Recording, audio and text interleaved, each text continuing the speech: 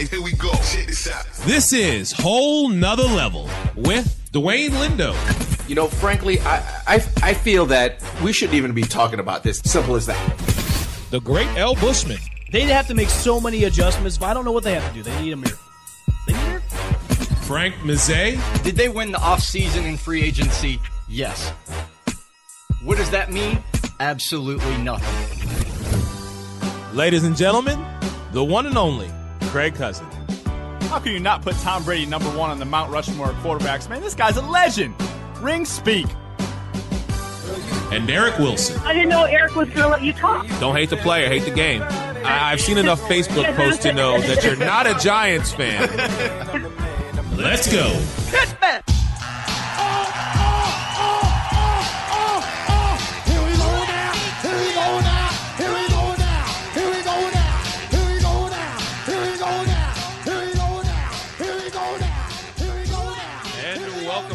To another edition of Whole Nother Level right here at Cowork, Florida. And it looks like it's just myself and the great L. Bushman this evening in the studio. So I haven't seen you for the past 9 hours, but I'm going to ask you anyhow. How are you? I see way too much of you. Yes, we do see each other way too much. But this is Whole Nother Level as we get our phone lines open here. 813-699-5353 is the number to call in and chime in. Great L. Bushman. Yeah. The game last night, man, all I can say is it's Tom Brady simply being Tom Brady. I mean, honestly, that's nothing more really needs to be said. That in one sentence solidifies the statement that was the game last night, New England having Baltimore come into their house. All I can say is if you're a wide receiver on New England, don't be lackadaisical like Julian Edelman was, and then because you'll see Tom Brady be mad on the sidelines. Oh, yeah. And they're best friends. So, you know, he sat there with him and was like, dude, what are you doing? He's like, you're my #1 target tonight. What do you think's going to happen here? I'm throwing you the ball. Could you just, like, seriously? And you know what's so funny? After watching the two of them on the sidelines and after watching Tom not necessarily berate him, but kind of just wake him up, Julian Edelman had a great game, man. I mean, 7 for 73. His longest was 28. He didn't have a touchdown, but even still, after Tom Brady talks to you, you kind of have to put up or shut up. Pretty much. Yeah.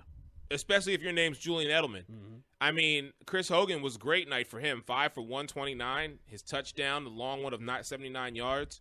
But Brady, again, simply being Brady. 25 for 38 with 406. He did have one interception, but when the game's on the line, and I've always said this, you can give me all the quarterbacks in the world, I'm still picking Brady to march the ball down the field. I don't care if you have all your timeouts or no timeouts. I think what we saw last night was just classic Brady. He was spreading the ball around. I think they're going to be fine without Gronk. Martellus Bennett had a touchdown last night, too. I think the one thing that New England needs to be concerned about is don't let the defense sleep, because they're sleeping on some teams. I mean, Baltimore was coming back there for a little bit until the fourth quarter, but I think that's one of their main issues is the defense all season. Well, listen, John Harbaugh woke his team up after the first half. You don't go into New England and are down 16-3 after the first half. He went in there, and I think he told them boys, listen, I don't know where you think you are or who you think you're playing, but this is Monday Night Football, and more importantly, this is Tom Brady and the New England Patriots. And if we want any shot of beating Pittsburgh and getting ourselves into the postseason, it has to start tonight. Well, it didn't start last night because now they're a game behind Pittsburgh as they overtaken the lead in the AFC North. Yeah.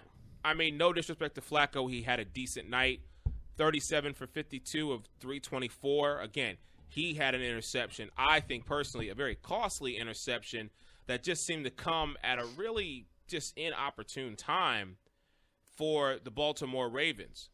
I mean, Brady threw one, and, you know, shout out to, Eric Weedle for, you know, just being right place, right time. But then at the same time, when McCourty caught that interception, I was like, all right, it's no matter what happens the rest of this game, it's a done deal. So we got a lot of stuff to talk about, but we definitely had to get that game out the way because it was last night. Let's move to the Sunday night game, which I'm saying right now, I'm a happy man.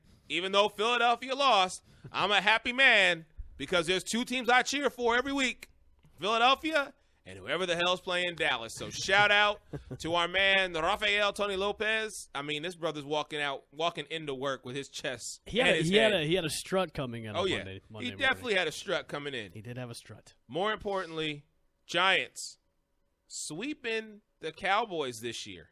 That's right. You know, I brought this. When I watched this game, I saw Dallas has now been exposed. You think so? Offensively, Okay. because if Prescott's going up against a really good front seven, he doesn't know what to do. He looked confused. He looked like, okay, I don't know what to do now, because he hasn't been used to that really all season until now. It's crunch time. We're getting into playoff mode, and I think if the Cowboys don't right the ship with this, going into this Sunday's game against my Bucks, 8 o'clock on prime time Sunday night, and the way Tampa's been playing, Tampa's got a legitimate shot to beat the Cowboys in Dallas, because the way he looked in that pocket when they were getting to him, he just was all over the place making mistakes, left and right.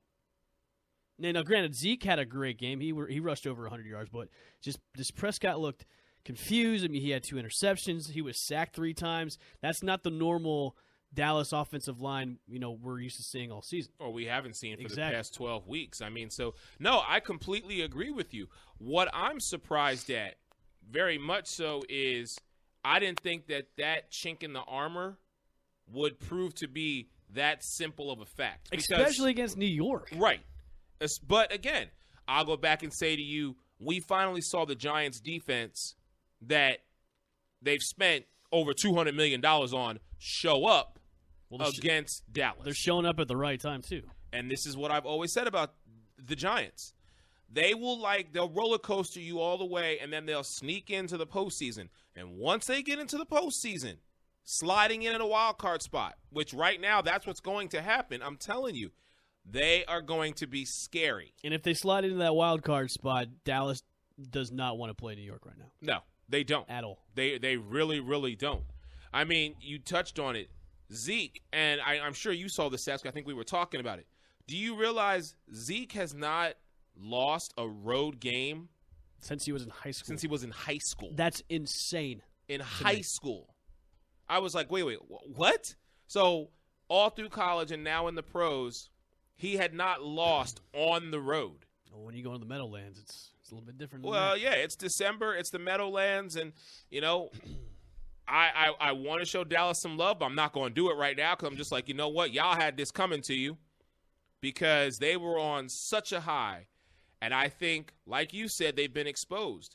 The question is now, though, what does this mean for them moving forward? Because now they have yet another Sunday primetime matchup against your Tampa Bay Buccaneers. Yes. But they're back in Jerry World. They're not down here in Raymond James. So, before we get to the other games, and I know we're going to talk more about it Sunday, where we're at every Sunday, old school, 1991 Main Street, downtown Sarasota. But, Great Al Bushman, this is a pivotal, crucial, key game. Not just for you, but for Dallas. That's right, because if they don't win this, and I'm talking for Dallas, they don't secure home field advantage throughout the playoffs. Right. Now, Bucks, this is a must-win for us. Exactly. To stay in the hunt for the NFC South crown. I mean, we're right neck and neck with Atlanta. And you know what? I'm happy they're going on the road because we're a pretty damn good road team this past year. Oh, yeah. There's no doubt about it. So going in the Jerry World and the way the defense has now started to click, and the whole idea about we're a family, which is I think it's great how they're coming together, and the way the defense just looked this past Sunday yet again. They do have a legit. If I was Dallas, I'd be a little bit, wary about the Bucs defense. And now, I don't have to worry about the secondary now because they got it. They got Tandy to come in to fill in for Conti, who made that game-winning interception. Hargraves and Brent Grimes were looking good this past Sunday too. Grimes had an interception, so I'm not worried about this defense anymore. Okay. The only thing I'm really concerned about on the Bucs side is the offense. The offense really looks sputtered this past Sunday, especially against New Orleans. And New Orleans, we all know, has been terrible throughout the whole season with their defense. But again, I'll always say this. When it comes to division games, Yep. you throw everything out the window because anything and everything is possible. That's true. speaking of the New Orleans Saints, let's get to that game. You touched on it. I'm going to ask a question, and I need you to give me your honest opinion. Sure.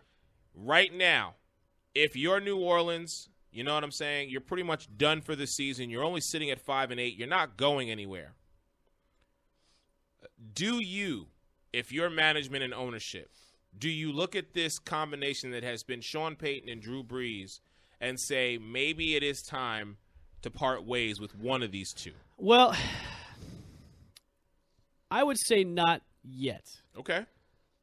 And because Sean Payton just signed an extension with New Orleans, and I think we're going to see Drew Brees kind of play out his career at New Orleans no matter what, even though they do need a lot of help on the defensive side.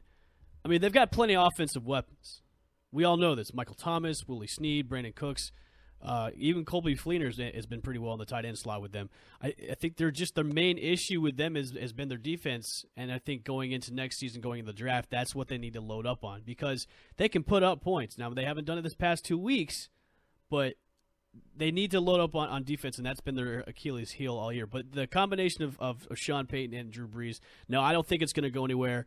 I think Brees will retire as a Saint. I mean, he's getting up there in age. I think he's, 39, almost 40? He's somewhere in that age range, yeah. So I think he's going to play out his career there. And Payton, I don't think he's going to go anywhere either because he just signed it. Well, of course, we all saw if you sign an extension, your job is still not safe anyways. This is very true, and we will touch on that. Oh, I'm even happier because of that.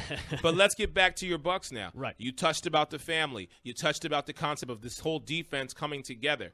So now, looking at the rest of your schedule, it's a doable schedule. Dallas, New Orleans, Carolina. We got Dallas away, New Orleans. We got 2 road games coming up, right. And then we got a January 1st against the Carolina Panthers. Now, when we go into the Superdome after the Cowboys game, I'm sure the Saints and the Panthers, who are now pretty much out, they're going to look to play spoiler. Of course they are. So, but I just think the momentum this team has, they've won 5 in a row. The last time Bucs won 5 in a row, guess what? They won the Super Bowl in 2002. So with the momentum going into Dallas, it's just a doable schedule going the rest of the way. And I think as long if there's a monumentous act of God collapse, I think the rest of the way, I'm going to call right now. I'll say they'll go 3-0 the rest of the way. Well, I said that after seeing what you guys did to Seattle. I said you guys are going to be great after what you did again this Sunday now against the Saints, a divisional opponent. Granted, you're home, and granted, you will see them again. And believe me, they won't forget. They will try to play the game as spoiler.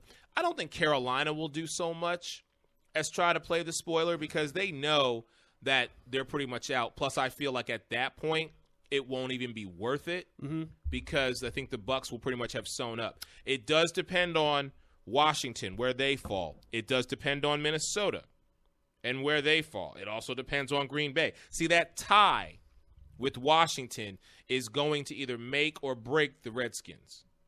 So I agree with you. You guys need to win out. I have faith that you will win out. But again, I'm looking for the Sunday night matchup, and I'm saying to you, this, to me, is going to be the Bucs. Like, it's either you're punching your ticket this Sunday night, or you're going to have to rely on this to happen, that to happen, in order for you to get in. Well, you know what's good about this team is now they've got a lot of guys back from injury. I know they just called up Charles Sims again from the injury list, so he's back in there to complement Doug Martin. Jacquizz Rodgers is back in there too.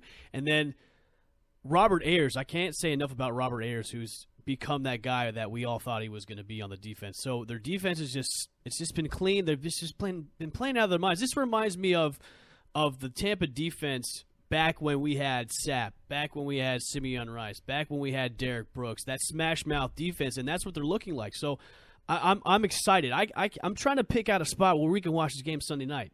I'm excited. This team has now become exciting again, and I think listening to the game on Sunday, hearing that roar of the crowd, I haven't heard in a long time. So right. I'm really happy. And I was watching that game as well because I was like, all right, I want to see what's going on here, especially, knowing you and knowing how pivotal this game was. To see what you were able to do against New Orleans, I was like, Divisional game. Anything's possible. 16-11. The scores. I mean, I'm not going to lie. It was a sloppy game offensive-wise. Sloppy game. Yeah. But W's a W. But there you go. That's what it is. At the end of the day, a W is a W. With that, let's take a break. When we come back, we're going to touch on some more of these games. I definitely want to get into the Seattle-Green Bay game because I'm shocked at what I've been seeing with Seattle. 1 week, they're world beaters. The next week, I can't tell who's who. You're listening to us here at Cowork Florida. We are on Spreaker.com, Raw Talk Online, iTunes, YouTube, and as always, the replays on www.hnl3.com. For the great Al Bushman, your man Eric, this is Whole Nother Level, and we'll be right back. And welcome back to Whole Nother Level right here at Cowork Florida. Great Al Bushman joined by your man Eric. We are in the building tonight. Big shout out to KP for letting us do us here every Tuesday night from 6 to about 7:30. Spreaker.com, Raw Talk Online, YouTube, iTunes, and as always, a replay up on the website, www.hnl3.com. We got every Sunday, we're at Old School Bar and Grill, 1991 Main Street, downtown Sarasota, right across from Hollywood 20. We're there from 11:30 till the start of the game. Just want to let everybody know we will be doing a Christmas Eve show. We will not be doing a show on Christmas. We will be there this Sunday, coming up on the 18th, and then we will be there Christmas Eve, December 24th. Same time, though, as always, 11:30 till the start of the games, 50-50 raffle. Are we doing ugly sweaters this week? We're doing ugly sweaters this week. All right. Yes, we are doing ugly sweater. I don't have a sweater. I have I'll have to get an ugly sweater. a T-shirt. I was going to dress up as Santa Claus for the But see, here's the thing now. Christmas Eve one. There was a bet made on Sunday That's going to happen. that 3 out of the 5 gentlemen, not you and I, No. have to honor this Sunday. Yes. Craig, Frank, and Dwayne, ladies and gentlemen, will be dressed up in Raiders gear because they actually thought that the Cleveland Browns were going to win this past Sunday against the Cincinnati Bengals. And, of course, after the first quarter, I knew this game was over before it even got started. But Can we say how entertaining that game was, though? that was. It was a very entertaining game. I mean, Cleveland's got nothing to lose now, so they figured, hey, why don't we just have fun? Exactly. And you know what? Everybody, with the exception of the 2 common sense gentlemen who you are listening to this evening, the great Al Bushman and myself, were like, okay, listen, I don't care. If Cincinnati, without A.J. Green, yes, they were at home, could beat up on my Philadelphia Eagles, do you honestly think I was giving the Browns a shot to beat them? It wasn't happening. So you got to come to Old School this Sunday, people. Make sure you are there, 11:30 till the start of the games. Craig, Frank, and Dwayne will be in Raiders gear for the entirety of the show. So that'll be fun. Definitely, again, big shout out to Carl for letting us do it there. But let's get back to the show. And before we went to break, I said a team that has they confuse me. They really do. 1 week, this team looks like They're back? they're virtually unstoppable. And then they go into Lambeau, referring to the Seattle Seahawks, and aren't able to do anything. I mean, honestly, I know the Seattle-Green Bay rivalry over the past couple of years has had some controversial calls, has just had some plays that have been like, what is going on? They've had last-minute Hail Marys, but after what I saw Seattle do the past couple of weeks, I'm thinking to myself, well, wait a minute. They're going to fix the problems that happened to them when they were down here in Tampa and they only scored 5 points against the Bucs. They'll go into Lambeau and have at least a decent game. 10 points?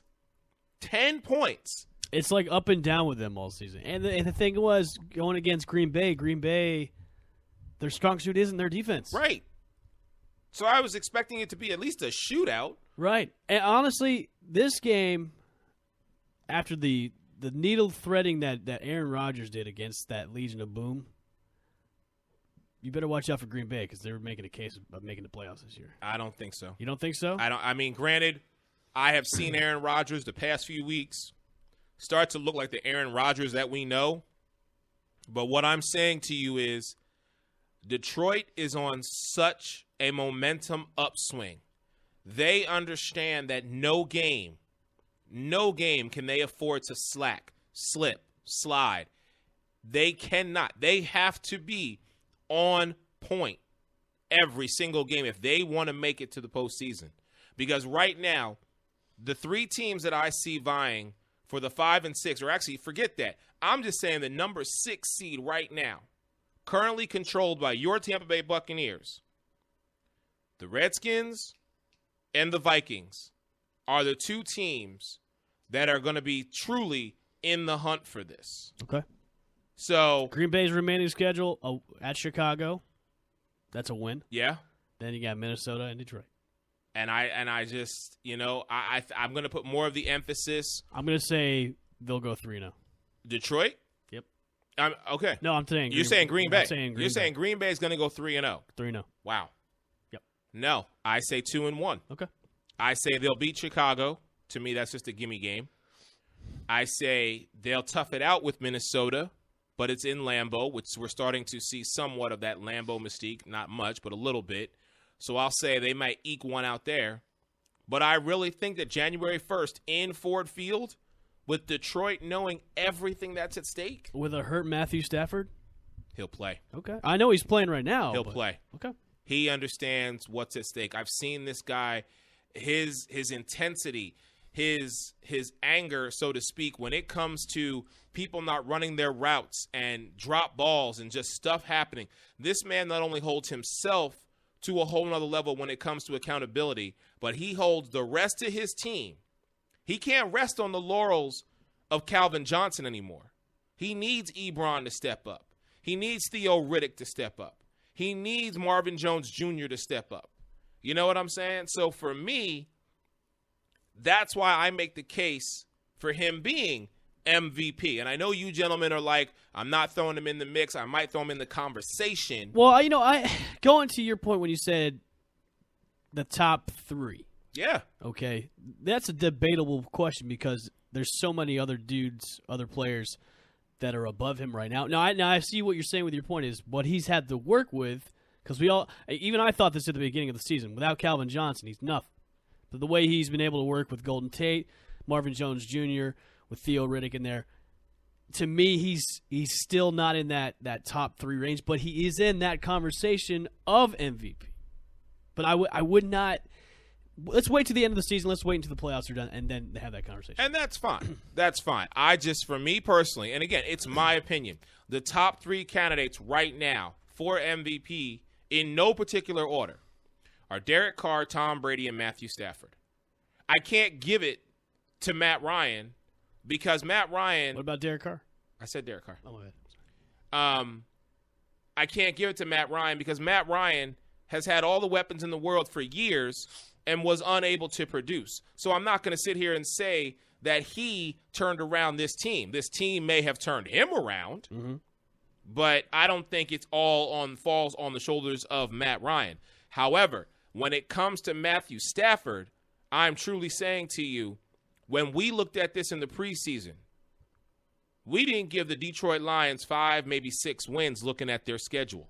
And right now, first place in their division with an opportunity to go to the postseason and an opportunity to actually make it out of wild card weekend into the divisional round playoffs, I'm saying to you right now, if it should happen that Detroit gets out of wild card weekend, I hope they don't play the Giants, which it would just depend on, lowest seed plays Dallas, and then whoever the next team up would play the number 2 seed. I'm wanting and I'm waiting and I'm hoping because surprisingly enough, and I haven't told anybody this, and I will tell it to you right now, I have the Detroit Lions in the NFC Championship game this year. I know you're crazy. I'm crazy. Call me what you want to call crazy. me. I know. But I just look at this team and say there's a hunger right there that nothing outside of getting themselves an opportunity to play. If Steve was here, he'd be like giving you a big old kiss. Well, I'm sure he would. Probably smell like bourbon, but it'll smell like something. come here, I want to give you a kiss. But what I'm saying to you is, again, I look at this team, and what I see in them, I'm saying they're so below the radar because no one expects them to make it. No one expects them to, Okay. except for Detroit fans, of course. Do you want to make another bet?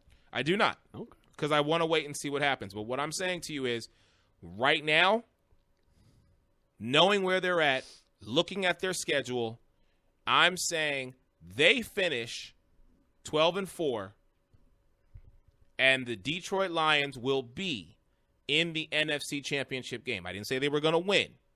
I just said they will be there. Okay.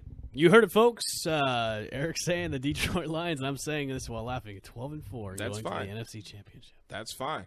But when it happens, I just want y'all to know. Yeah, I know. You'll say I told you so. No, I'll just say you heard it here first on a whole nother level. That's Okay. what I'm saying to you. Okay. All right, let's get back to some more of these games. All right. Miami. I guess someone woke them up and said, hey, Arizona can be beat. More importantly, we need to keep on pace if we want to slide into that number 6 spot in the wild card in the AFC. Now, they just got dealt one hell of a blow because Ryan Tannehill is gone. Yeah, and that's going to be a huge, huge loss going into the rest of the season because, they've got Matt Moore as your backup. Matt Moore. And with their upcoming schedule right now, I mean, it is doable. But it's all division But games. it's all division games, and we know how teams play when they're playing division. I just if Tannehill wasn't injured, I would say Miami slips in, but now not so much. I no. Miami can still win 2 out of the next 3. They can. Because you got to figure, you got Matt Moore on one side, and on the other side you got Bryce Petty. So, I mean, honestly, I just that game's going to come down to defenses. yeah. Rex Ryan, we don't know if he's going to have a job, still have a job, not have a job. We don't know what's going on with Tyrod Taylor, so I say they could potentially win against Buffalo. It's the New England game January 1st that's going to be the question. The good thing about this injury is it's a sprained ACL MCL. Okay. It's not torn. All right. So he is getting evaluated again to see if he may or may not need surgery. Now, if he does not need surgery, you're going to have to sit him out this game. Oh, yeah. No question And then about it. Matt But it's Moore- a winnable game for them. It is a this week. winnable game, but I think this might be the end of the Miami Dolphins for this season if he does not get to at least 75% health with that knee. But they could still win. Let me ask you this. If the chips fall where Miami needs them to fall, and the New England game basically, quote, unquote, doesn't really matter, but Tannehill could possibly come back for the playoffs. Right. How far do you think they would go? Because now he'd be off for 3 weeks, essentially. And then he would slide in at the wild card to come back. It would depend on who they play. To me, I think they'll get knocked out in the first round. Okay.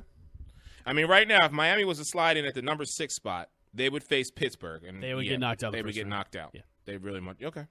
All right. Well, Arizona. I mean, we talked about MVP before, and you made a good point on Sunday. David Johnson. Yeah. I agree with you 100%. He needs to be in the conversation. Well, let me ask you this. Is it about time that Arizona maybe needs to send Carson Palmer into retirement? Listen, I've never been a Carson Palmer fan, but I think right now with the combination of him and Larry Fitzgerald, who Larry Fitzgerald still is that guy who no matter how old he gets, he still plays with that same intensity. He is the one guy in the NFL who I feel like if anybody deserves a championship ring, it is him. Just for what I've seen him do throughout his entire tenure in the NFL, I'm like, how does this guy not? Unless he gets traded to the Patriots or some other team, he's not going to get one. I know. I'm so disappointed in this Arizona Cardinals team, and I think everybody on our show is because we all thought they would be the front runner for the NFC, and then the way they've just been mediocre with their issues. I know they've had a lot of injuries on defense, and just Palmer's been knocked down way too many times again. It's too bad, too, because they're a talented team. They've got a lot of talent on this team, especially with David Johnson, who is, in my vote, he's in the top 3 for MVP. I mean, he was I just think for the future of this team to go on, I think Arians needs to maybe look GM Arians and maybe ownership needs to maybe look at Carson Palmer and be like, okay, maybe it's about time we need to maybe start looking at the future. That's scary, though, because look at what happened last season, okay? You take a guy who's been playing for so many years in Peyton Manning, and he was able to ride that team and rest his laurels on the Denver defense, get to the Super Bowl, win a championship against, at the time, an extremely hot Carolina Panther team. Now, at the end of the day, the sheriff rode off into the sunset how he wanted to and how, honestly, he should have.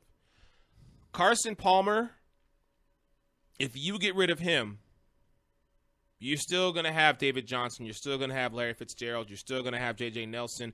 You're still going to have Michael Floyd. You're still going to have, Golden and the rest of these guys.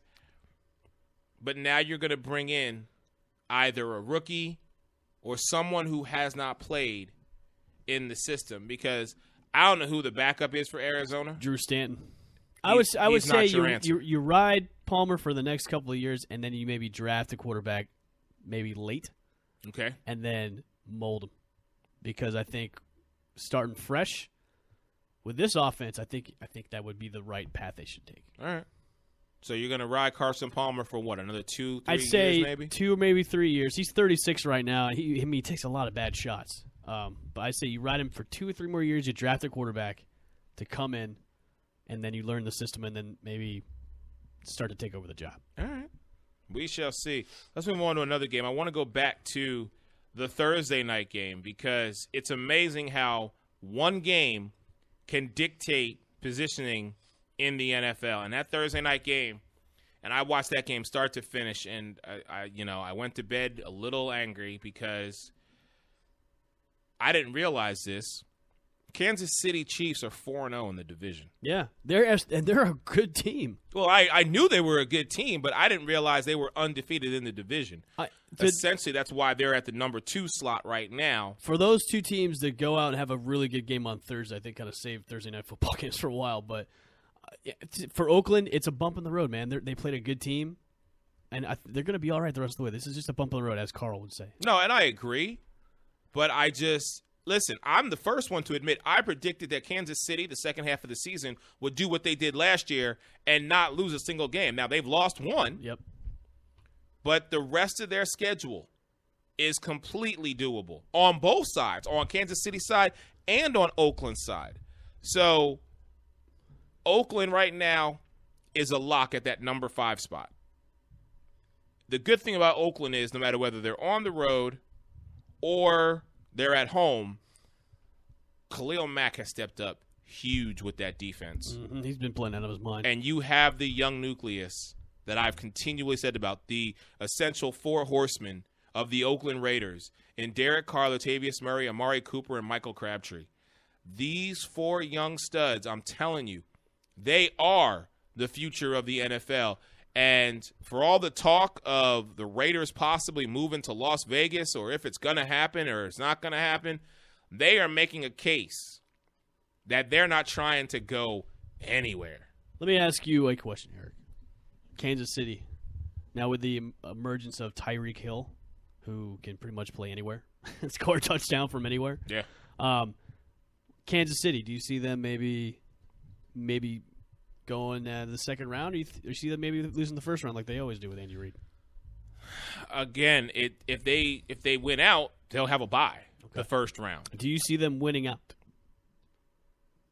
Looking at the rest of their schedule, potentially I could see them, yes. I could see Kansas City winning out. I know they have to play San Diego one more time. I do. Okay. I really do. Here's the one thing I will say to everybody, and this is, you can say what you want, but it has happened. Andy Reid can get your team to the postseason. That is the one thing that man can do. He's the last of the Holmgren Mohicans that does not have a championship. Mariucci's got it. Gruden's got it. They've all got it, except for Andy Reid, the one that looked the closest to Mike Holmgren. Ain't got a ring. Now, he came close with Philadelphia, but he can put you in position. But will he take you to the promised land? He took Philadelphia there. I'm talking about over to the mountaintop. That still remains to be seen. Okay. That still remains to be seen. But if there's one thing I know about Andy Reid, no matter who he's coaching, no matter what team he is the head coach of, that team will get to the postseason. After that, I can't tell you. I don't know what to say because I have not experienced it. You had arguably, in my opinion, a top quarterback in the league. You had him at his prime. You took him to 4 NFC championship games and 1 Super Bowl, and you didn't come away with a ring. I got a problem with that.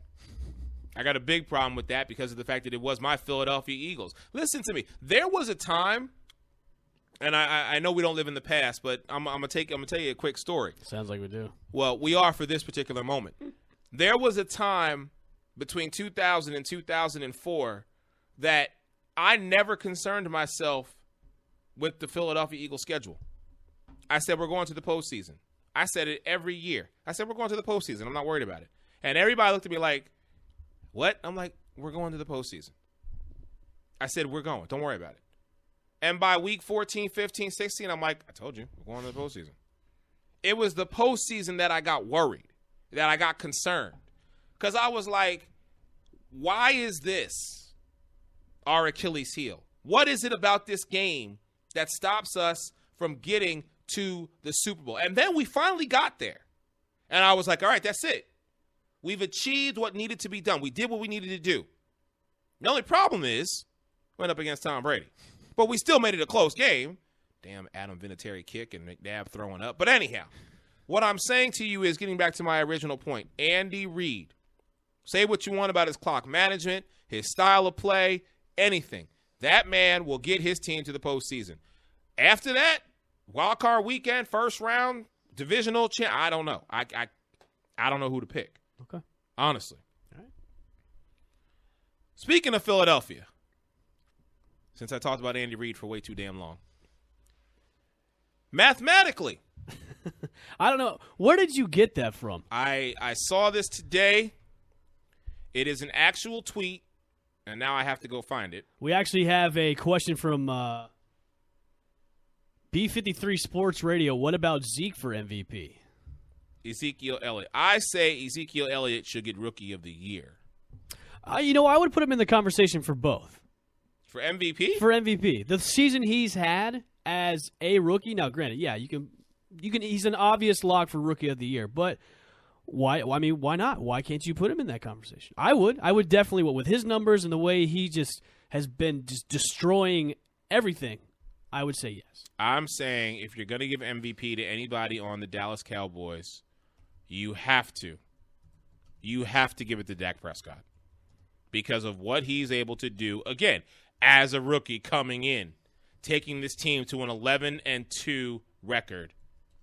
I will throw Zeke for Rookie of the Year, and if you're going to put somebody from Dallas in the MVP conversation, I'll give it to Dak Prescott. See, I would say Dak Prescott out of the question, and then I would say Zeke in the question for MVP. Dak, no.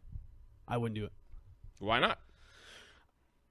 I think after this past game, we've kind of seen he's still a rookie, and I know granted, okay, you lead the team to 11-2. He had a 10-game winning streak, yeah. 11-game winning streak. That's for what he's been doing as a rookie. Yeah, MVP, no, because his numbers aren't up there. They haven't been because they're relying on Zeke so much with the run game and that offensive line.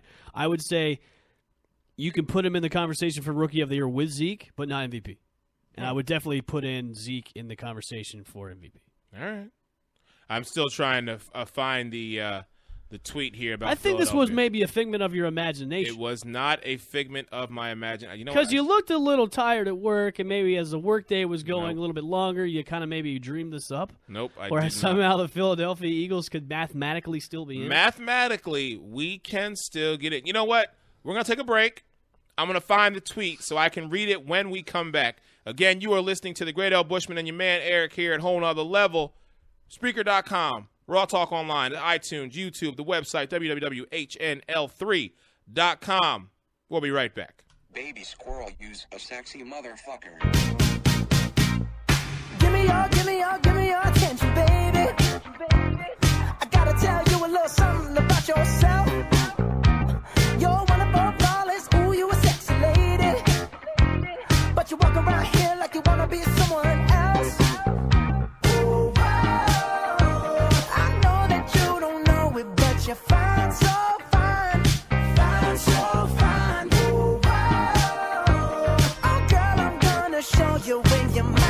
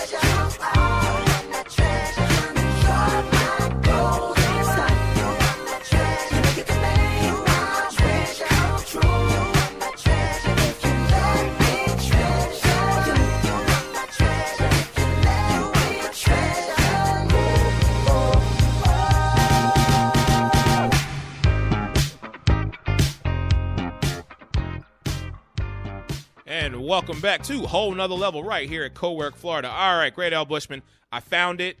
You weren't dreaming. I was not. This is on ESPN.com/NFL/teams/name/PHI/Philadelphia-Eagles. Was it part of like ESPN the Ocho?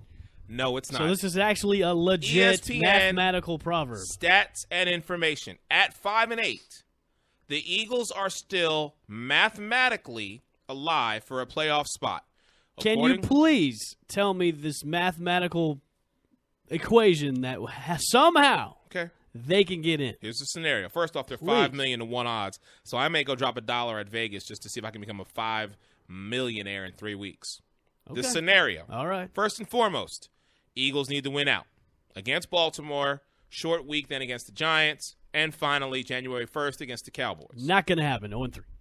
The Redskins and the Packers must lose all their remaining games. The Vikings must beat the Packers but lose their other 2 games. Your Buccaneers must beat Carolina. I think that'll happen. In Week 17. The Saints must lose to the Cardinals and the Bucks. I'm sorry, Cardinals or the Bucks. And the Cardinals must lose at least once. Well, I tell you what, if you put down that $1 bill for that, is it 5 million to 1? 5 million to 1. And if you win, we got to make it rain. If that happens, but the likelihood of that happening will not. You know what? It's not. It's no way. I am putting my dollar bet on this happening. This is actually going up as my screensaver. Okay. For the next 3 weeks. On any given Sunday, some weird magical happen. You know, if I would expect this to happen, if the whole Philadelphia organization maybe sold their soul to the devil himself, and then that might happen. Listen, we've done a lot worse. But I'm saying to you, $5 million to 1. $5 I'll million put to a 1. dollar on that too. $5 million to 1 odds right now. And I'll make a ring. With the scenario that I just gave everybody in order for it to happen. But first things first. Philadelphia has got to fix the problems. Especially, and I have gone 12, 13 weeks without giving this man really not a huge share of the blame when it comes to the breakdown of my team. But for this game and this week, I will say to you, Carson Wentz, you looked like a rookie. You really did. You knew it was at stake. You drove down the field. You put us in position to win the game, and then you just held on to the ball too damn long. I watched the last 15 seconds of that game, and watching him go down was like slow motion for me. And I was like, I could not believe that, throw the ball away. You still got a second or two left on the clock. Do anything except hold on to that damn ball. And, congratulations to Washington. Kirk Cousins is now 4-1. How do you like that? Against Phil, I don't like that. 4-1 against Philadelphia. But the fact that we are still mathematically not out of the running does give me some hope. At 5-8. At 5-8. Wow. I just read I'm to going to you- put down a dollar with you. I'm telling you. I will definitely put down a dollar. $5 million to 1 odds. I'll lose $1 for my team to get to the postseason, and for me to make $5 million. Okay. So, all right. Who else we got on tap? Oh, we didn't even talk about Pittsburgh. Mm-hmm. They had one great game against Buffalo. No, I think there's only one guy on that team had a great game. All right. To be Le'Veon Bell. And He if did. you had Le'Veon Bell on your fantasy team this past week, you probably won your week. And unlike me, who I faced a guy that had Le'Veon Bell, I was I'm completely destroyed. He had Le'Veon Bell, he had Zeke, and amongst others that just destroyed my team. I'm sorry about that. It's quite all right. That's not nice. 51 points in a PPR league. Wow. 51 points. Did I tell you about the time Derek Carr got me 60? That's wow. What kind of league are you in? I don't know if it's a half-point PPR, whatever the one I'm in with Craig, the Fantasy Football Frenzy or whatever. All right, so looking at this game and the way how Pittsburgh has turned it around the past few weeks, Eric, let me ask you a question. Sure. Now, they have jumped Baltimore in first place in the NFC North. AFC North. Do you see it continuing for Pittsburgh to lock this division down, or do you see Baltimore turning it around after this loss against the Patriots and winning the division? Well, here's the thing.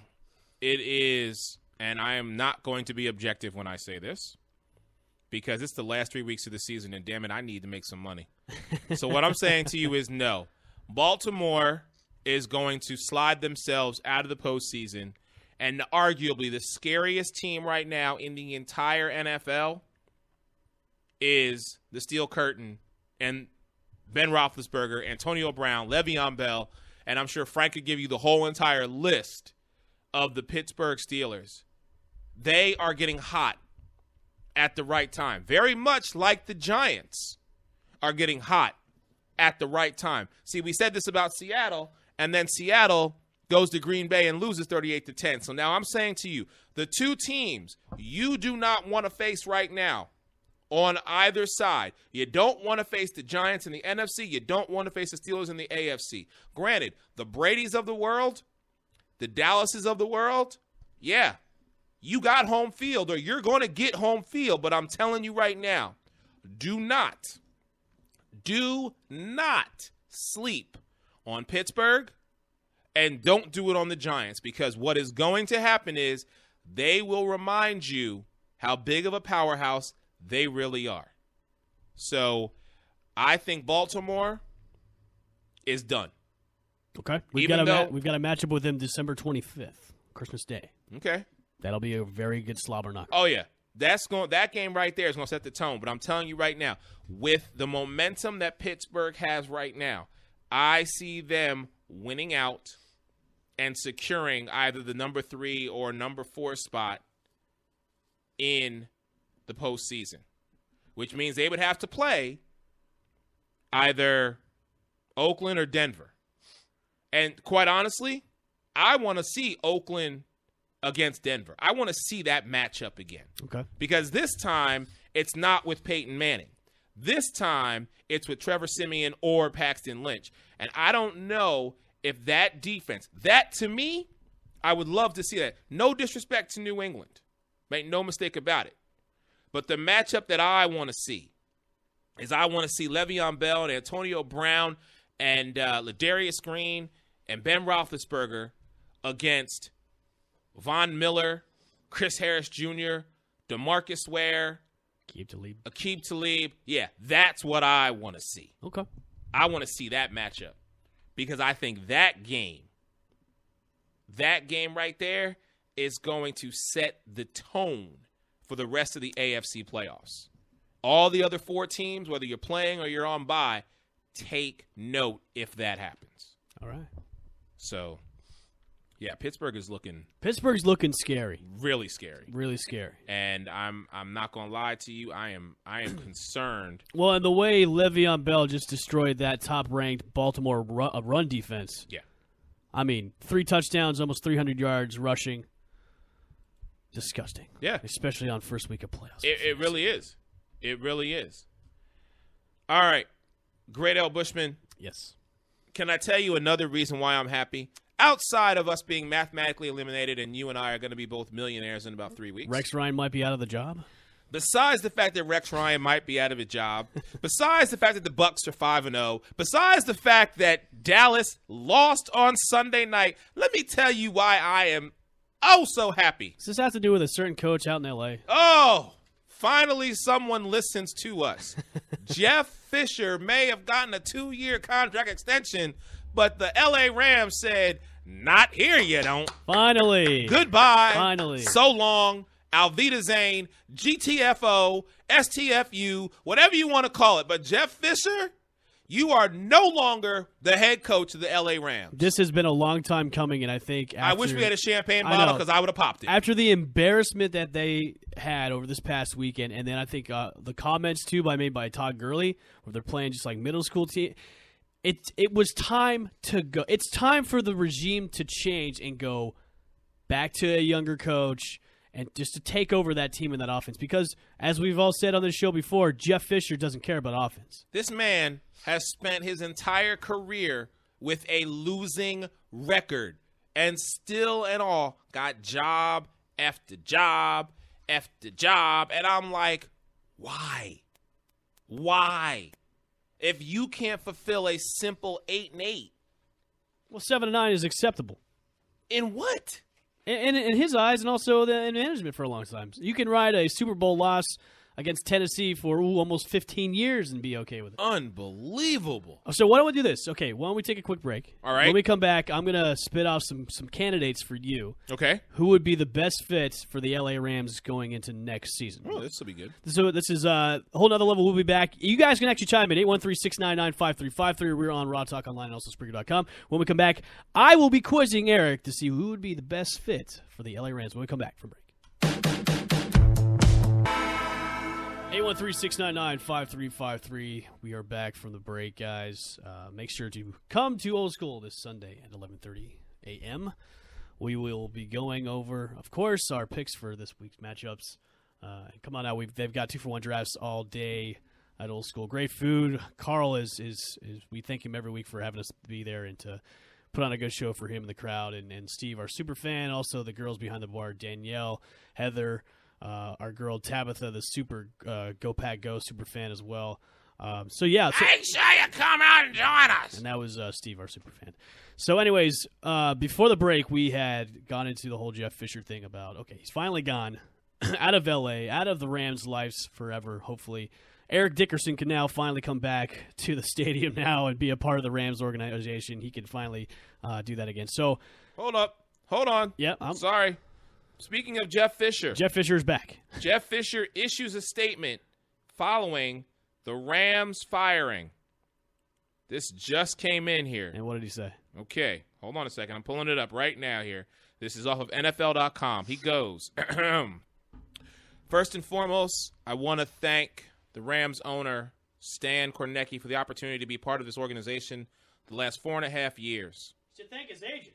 I want to thank the entire football staff, as it has been a privilege to work with each one of them day in and day out, except for our quarterback. I especially want to thank all of the players. They are a great group of men that I respect and that I will greatly miss. He's speaking to the defense when he says this. Yes.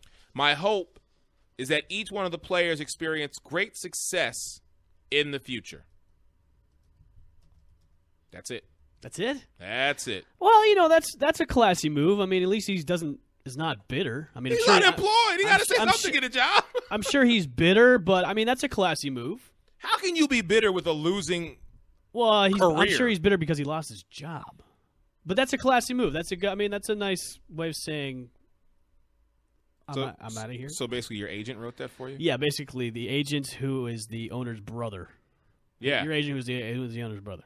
Yeah. Okay. All right. So speaking of Jeff Fisher, Al Bushman, go ahead. So here we go. So here are the top 7 or top 8 candidates for who could probably take over the job in LA. And I want to go through this list with you, and you're going to give me a yes or no. Okay. Okay, these names are the top. First one, and this one's probably going to be a huge long shot for the Rams, even though this would bring him back to the Bay Area or into La La Land. Lane Kiffin? No. Oh. Pete Carroll. No. Pete Carroll's name has actually been brought up. No. Ownership has said they are interested in trying to bring Pete Carroll from Seattle to L.A. Why? Okay, I've seen players do it. And please, someone, if you know this better than I do, chime in, 813-699-5353. I don't think I've ever seen a coach leave a team and then go to another team in the division. I've seen players do it. I don't think I've ever seen a coach do it. Okay, so you're saying no for Pete Carroll. No. I'm also saying no because that's an insane. No. Okay. Another coach who it could be a fit, Okay. but I think he's happy where he's at right now. All right. Jim Harbaugh of Michigan. Oh. It could be a sexy hire, but I think he's way too. Why would you leave Michigan after only 2 seasons, 2 or 3 seasons? To me, no. I say no. Frank is on point saying that Jim Harbaugh needs to go to Indianapolis and let him and Andrew Luck work together again. That would be the dream, yes. Right. So Harbaugh to L.A. He could mold Goff. Yeah. He could take hold of that offense. He can make it exciting. But would he leave Michigan? Again, he's coming back to a division that he knows. Yep. On a scale of 1 to 10, I'm going to say 6.5. Okay. All right. So that could be a okay. I'll say maybe. I'm not going to give you a definitive yes, but I'm going to say maybe. Okay. Next on the list, Kyle Shanahan. His resume does – I don't think there's enough on his resume. I really don't. He's an offensive guru, well-liked by players. Yeah, but there's 2 sides of the ball. There's offense and defense. And Jeff Fisher, who is the epitome of, defense. He's a young guy. He's from that area. He graduated. He was a coach at UCLA. Well, the ties with UCLA. Okay. In that area. All right. So right now, yes. I'll say yes. I mean, he's the offensive coordinator for the Atlanta Falcons right now. I mean, they're putting up a lot of points. Could be a good fit. But my thing is, if you're going to try and recreate the greatest show on turf, you've got to make sure you do it on both sides of the ball. Okay. That Rams defense, I think, is going to suffer if you have an offensive-minded guy come in because that's what's needed right now. Okay. So, and then the coaches, so the first 2 I've really got, they're head coaches. They're both defense and offense. Now I'm kind of more going into offense. Well, I got 1 more head coach, 2 more 3 more head coaches in there, but a couple of the other guys are more offensive-oriented. All right. Josh McDaniels, the current offensive coordinator for the New England Patriots. No, he ain't going nowhere. Has head coaching experience, not much because he was in Denver, then he was out after 2 seasons. He's not a head coach. He's an offensive coordinator. Okay. And why would you leave a system that right now consistently is successful? Okay. No, he's not going anywhere. A older coach who we know has had success before, Norv Turner. Step down this past year as the Again, no. Oh, okay. Too many times you've been a head coach and you're not, and Frank will agree with me on this 100%. Norv Turner, is not a head coach. Norv Turner is an offensive coordinator. Step down this year as the Yeah. OC of the Minnesota Vikings after. Yeah, because that system wasn't working for him. Okay. Now I can see him go to LA and be an offensive coordinator. Okay. But not a head coach. No. So right now you're leaning towards Jim Harbaugh, who might be a good fit. Or Kyle Shanahan. I said I'll Okay. give you Kyle Shanahan. All right, this is an intriguing option. All right. Head coach of Stanford, David Shaw. NFL experience. I'm assuming he doesn't have any. I believe he does. As a head coach? Not as a head coach. Okay. As a coordinator, yes. As a coordinator, yes. As a head coach, you know what? Throw him in there. Give him an opportunity. Maybe there's something that they see where he could produce. Going from Stanford to the LA Rams. Yeah. Okay. I can see it work. Okay. Yes. Okay. He's had some time. He has coached in the NFL with the Philadelphia Eagles, the Oakland Raiders, and also Baltimore. I knew and that San name sounded familiar. I'm like, wait, I know him, but that's why I was just curious. That head coach. Now, a name we all know and love to say each week, and a name that Steve loves to say, Jim Bob Cooter. Oh, no. No? Okay. Because I think if Detroit was the Detroit that we know them to be, I would have said, yeah, get the hell out of there. But Jim Bob Cooter's presence on Detroit has made them a respectable team. Okay. Caldwell, to me, should be gone. Okay. Jim Bob Cooter, don't do it. All right. These last two are they're intriguing options because they're both retired in some sense. Okay. Tom Coughlin. Do you see him coming out of retirement? Now, he is getting up there in age. He's in his late 70s right now. Didn't really have that fitting end to his coaching career in New York. He was kind of booted out. I would say he was kind of booted out the way he was let go. No, I agree. Do you think Tom Coughlin would come out of retirement and coach the LA Rams? No, I think Father Time has caught up to him. He has spent his career doing what he loved to do. He's got a couple of rings under his belt. I'd say Tom Coughlin is done. Okay. Now the last one. Still a guy that has a really cushy job. Okay. A job that I enjoy listening to him every Monday night. No, I know where you're going. Okay. Exactly. I mean, he's had success before with a couple of his teams, Oakland and Tampa Bay. He has hinted, there was reports today, he will listen to the offer if it was presented to him. Our Monday night guy, John Chucky Gruden.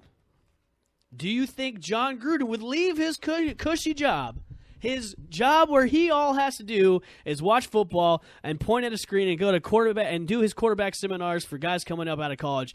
Do you think he would leave all that to go back into the pros and try and fix the LA Rams? Now, you're going back to in LA, a huge market. They're building a new stadium for you. Do you take that job? Do you even listen to the job? You always listen to the offer because you know what? Football is in his blood. This man knows so much about football. Like, I listen to Gruden's quarterback camp just because I feel like I could learn something, having never played the position, nowhere near in any physical condition to play the quarterback position, but just the knowledge that he brings to the table. Here is what I will say is when it comes to Gruden, and I've had the opportunity to meet this man. Wonderful, wonderful man. I think he'll want too much control. Okay. And I don't think the Rams organization is going to be willing to give it up. They gave it to Jeff Fisher for a long time. Yeah, and look where that got them. I think they're going to pull the reins back a little bit. Granted, your name is synonymous with football on the college level, on the professional level, even on the high school level. John Gruden is football. Well, then if you're saying no to John Gruden because he wants too much control, then you have to say no to Jim Harbaugh because he would want control too. But Jim Harbaugh still is coaching, and that's where I'm going to say to you, okay, I feel like he can still come in, not saying that Gruden is any less than Jim Harbaugh, but Jim Harbaugh is still working out with guys. He's still practicing. He's still out there making coaching decisions. Gruden is just teaching and then explaining. Okay. So you have your candidates right now would be Jim Harbaugh and Kyle Shanahan. There was one more you gave me, David Shaw. David Shaw. Okay, so you got those are my three. Okay. I would say David Shaw, Jim Harbaugh, Kyle Shanahan. Out of those three, I'm going to go with and say, for right now, I'll say Kyle Shanahan 1. If you want to throw a monkey wrench into things and kind of shake things up, let David Shaw go 2. And Harbaugh, because like you said, L. Bushman, he's going to want so much control, I put him at a 3. Okay. So, yeah. So I think out of all these coaches, none of them will be the head coach. None of them. Listen, time will tell. All right, really quick before we get out of here, I'm going to ask you. Okay. Let's run down the list of some of these teams here. Now, granted, these are the teams I looked at before the show and that are in the legitimate hunt for the playoffs. Right. So I just want to know, in or out, and then we're going to ride on out of here. So I'm going to start with Green Bay, in or out? I'm saying in. Okay. Yes. All right. Minnesota. Out. Minnesota is out. All right, I want to write this down. Hold on. So you said Green Bay is in, Minnesota is out. Washington. So it was 2 teams for the wild card. I'm sorry. Go back to Green Bay. Green Bay. Out. Sorry. Green Bay's out. Yes. Vikings are out. Out. Redskins. Out. Bucks. In. Knew that was coming. Giants. In. So basically where they're at right now. Okay. Tennessee. I'm saying yes, they're going to make the playoffs, but as division winners. Wow. Okay. They're going to jump over Houston. As division winners. Yes. Okay. So then Houston. Out. Out. Yes. Okay. Baltimore. Ooh. I'm going to say in as the first wild card. Miami. Out. Denver. In. Okay. Wow. All right. So it's going to be interesting. Because in that division with Houston, Tennessee, even Indianapolis, you can even throw Indianapolis' name in there. You could. Out of the 3 teams, and they all play each other the next couple of weeks. Yep. Tennessee's looking so good, man. They surprised the hell out of me. Listen, I've said it for the past couple of weeks, and I will continually say it. January 1st, Tennessee, Houston. That's going to be for who wins the division. And right now, Tennessee. My pick, I'm on board with you. Tennessee. My pick's going to be Tennessee. As always, great show. Ladies and gentlemen, thank y'all for chiming in, tuning in with us. We are Whole Nother Level. Don't forget, we are going to be at Old School, 1991 Main Street, downtown Sarasota, right next to the Hollywood 20, from 11:30 till the start of the games, doing our 50-50 raffle. Carl's got some stuff for us, I'm sure. And don't forget, you have to come out this week. Not only is it Ugly Sweater Week, but Craig, Frank, and Dwayne all are going to be in Raiders gear for the entirety of the show. So for the great Al Bushman, this is your man, Eric. And until Sunday, we have taken you to a whole nother level. We'll see you next time. Gee, mate, what do you want to do tonight? The same thing we do every night, Pinky. Try to take over the world.